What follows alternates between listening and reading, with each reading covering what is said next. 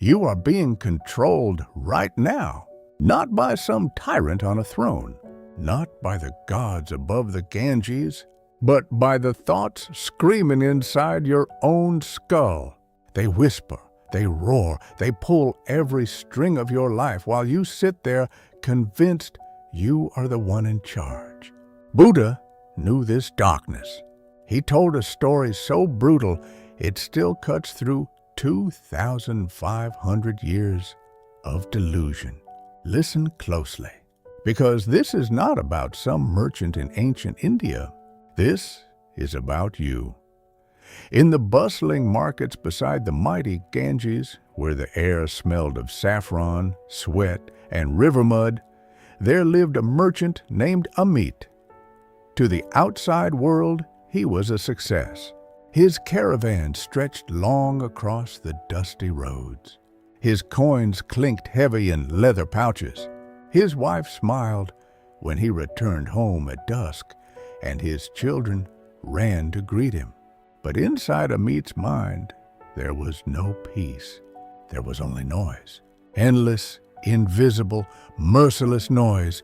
Every morning before the first light touched the river, the thoughts began their attack.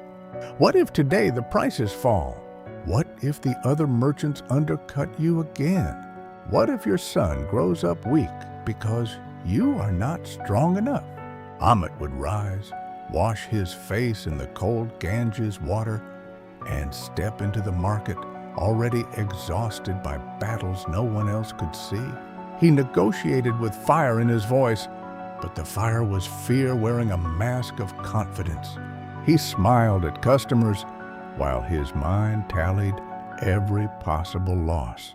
He closed deals that should have been simple, yet pushed harder, demanded more, because the thoughts told him that enough was never enough. He believed he was choosing. He believed he was free. He was wrong. The thoughts had become his unseen masters. They dictated when he ate, how fast he walked, which words left his mouth. They painted pictures of ruin if he rested even one afternoon. They compared him endlessly to the younger merchant down the street, to the richer one across the river, to the wiser one who spoke softly in the temple. Amit lived in a prison built of his own mind, and he called it ambition. He called it responsibility. He called it life. Then came the day that shattered the illusion. A caravan from the distant north arrived carrying rare silks and spices worth a king's ransom. Amit saw his chance. This single deal could triple his wealth, secure his family's future, silence the voices once and for all. The thoughts surged like a flood. Take it all. Risk everything. Delay nothing. If you hesitate, you will lose. He ignored the warnings of his most trusted advisor. He ignored the uneasy feeling in his gut. He ignored the ancient wisdom he had heard as a boy that greed is the shadow that follows fortune. The thoughts promised victory, and he obeyed. He borrowed heavily.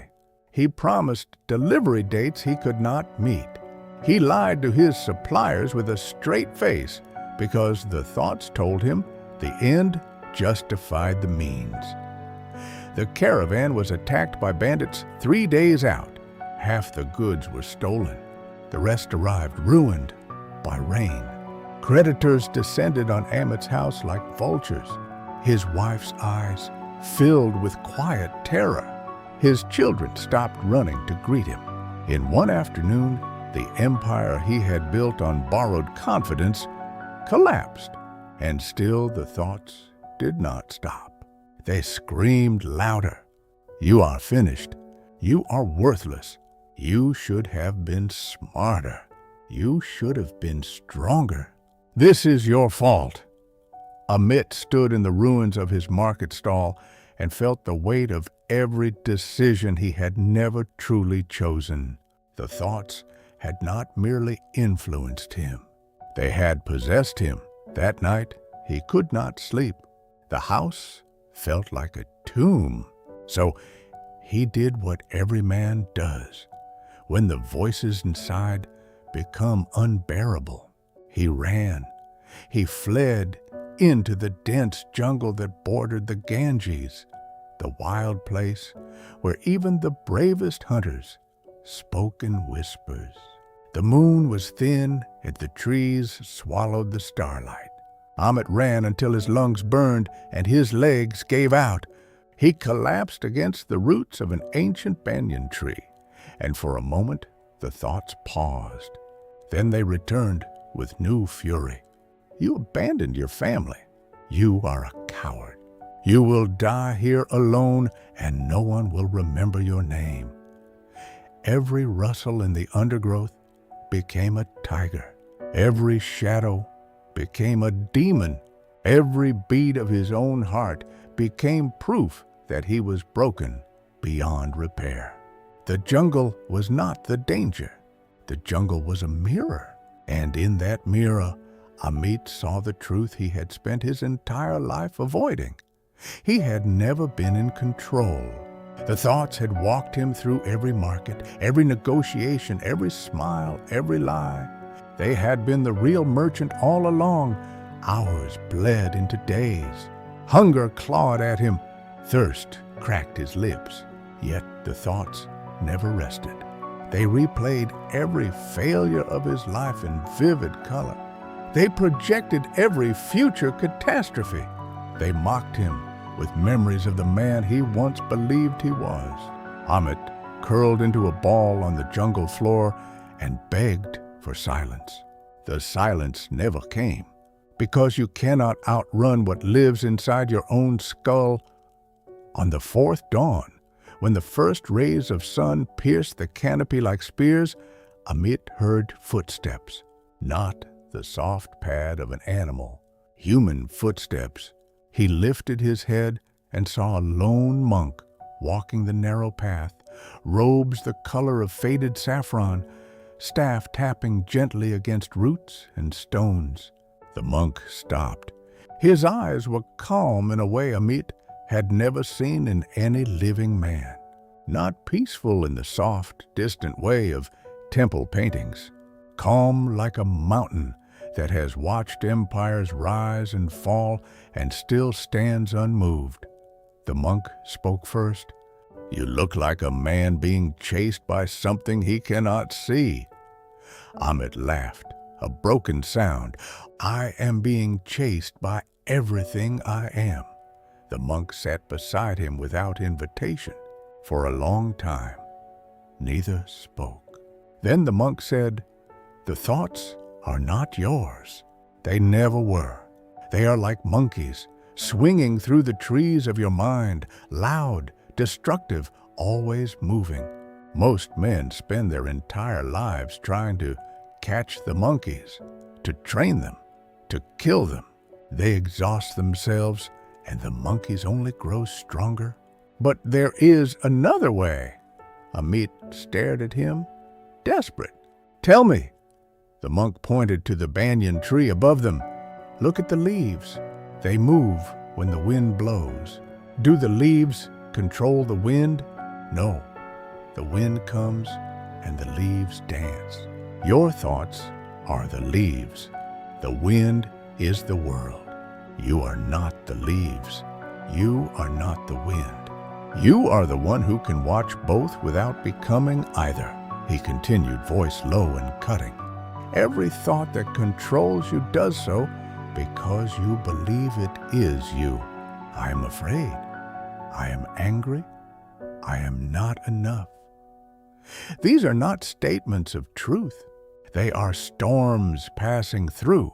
The moment you stop identifying with the storm, it loses its power. But most men never stop.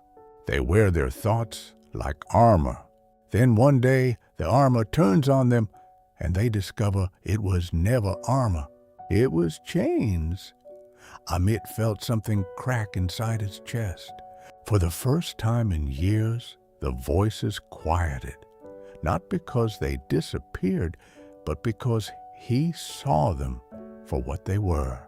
Not commands, not truth, just noise. Monkeys in the trees. The monk stood and offered his hand.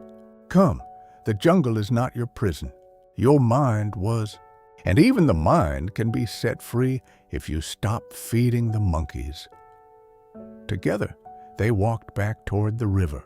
With every step, the monk taught him the simple, merciless practice. When a thought arose, Amit was to name it without judgment. Fear of poverty, anger at myself, desire for revenge. Name it, watch it, let it pass like a cloud across the sky. No fighting, no believing, only seeing. At first the thoughts raged harder, furious at being observed. But the more Amit watched, the smaller they became. The monkeys lost their power when no one clapped for their performance. Days turned into weeks. Amit returned to the market not as the same man. He still traded. He still provided for his family. But now he traded from presence instead of panic. He smiled because he chose to, not because the thoughts demanded it. When loss came, he felt it fully and let it move through him. When gain arrived, he felt gratitude instead of grasping. The voices were still there, but they no longer owned the throne. One evening, as the sun bled gold across the Ganges, Amit sat with the monk on the riverbank. The monk smiled for the first time. You have done what few men ever do. You have stopped being the slave of your own mind. Remember this always. The rarity of a human life is not given, so you can waste it obeying thoughts that were never yours.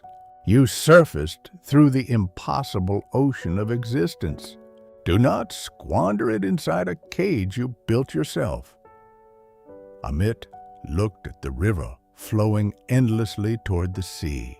He felt the cool evening air on his skin. He heard his own breath. And for the first time, he tasted the present moment without the constant commentary of the monkeys. It was sweeter than any spice, richer than any fortune.